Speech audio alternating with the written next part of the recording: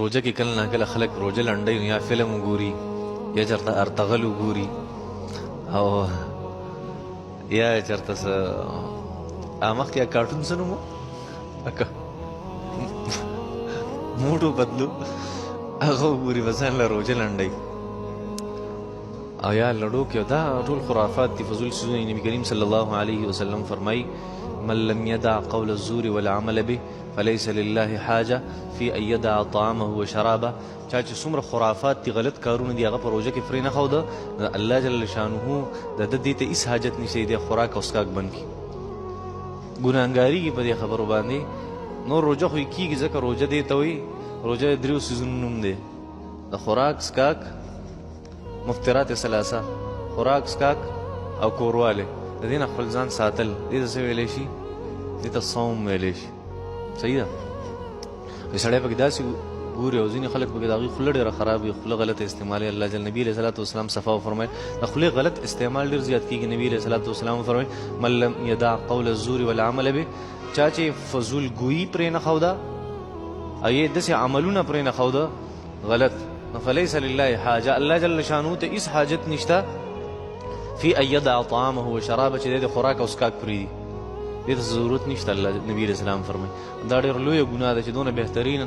وخت الله جل شانو انسان له ورکړي دا خو د قرآن مجید میاشت ده انسان له پکار دي چې 24 ګنټې قرآن مجید له ورکړي 11 میاشتې پیسې ګټلې کافي ده که نه زیات ضرورت په ده صحیح پیسو ته وایي ځه 11 میاشتې ده پیسې وګټلې دا تنور شکم فقیره تنور خدا است دروهر چې آید فنا در فنا شاعران وایي دا چې کوم جوړ کړی د هر انسان دې ځای کې وایي دې ته چې سم راځي هغه فنا کېږي دروهر چې آید فنا در فنا دا وایي چېرته هم نه ډکېږي دا بس ډکېږي چې کله انسان مړ شي او د قبر دا خاورې ډک کېږي دا نه ډکېږي ټول 11 میاشتې موږ پیسې وګټو او بیا هم په دې ورځو کې وایو چې بس دا میاشت دې کې به ګټو دا میاشت دې کې به ګټو او بیا اکثر سیس په یو په ډبل ریټ باندې خرڅو دا بل ظلم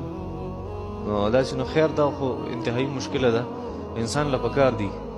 چې نور کله قرآن مجید له نیمه ګنټه نه ده ورکړې نو پکار دی دا ټول کال هغه کسر هغه راوګرځوي چې کم از کم په 24 ګنټو کې 12 ګنټې د قرآن له ورکړي په رمضان مبارک کې ټوله شپه سټډي کوم د قرآن زه نه وده کېږم د شپې هغه چې چېرته ډېر زیات ستړی شم او تکلیف یې راته تېر رمضان نه بل رمضان زه بالکل نه یم وده شوی د شپې د ورځې بیا خوب کوم لږ شان او بیا تېر رمضان کې بیا به وده کېدم لږ خوب مې ډېر کړی و د ورځې او د شپې کله نه کله به راته تکلیف مې وده به شوم نه یم وده شوی دا شهر رمضان الذي انزل فيه القرآن میاشت رمضان خو هغه ده چې الله جل شانه په دې کې قرآن مجید نازل کړی الله جل شانه په دې کې ډېره هر څه ورکوي ښه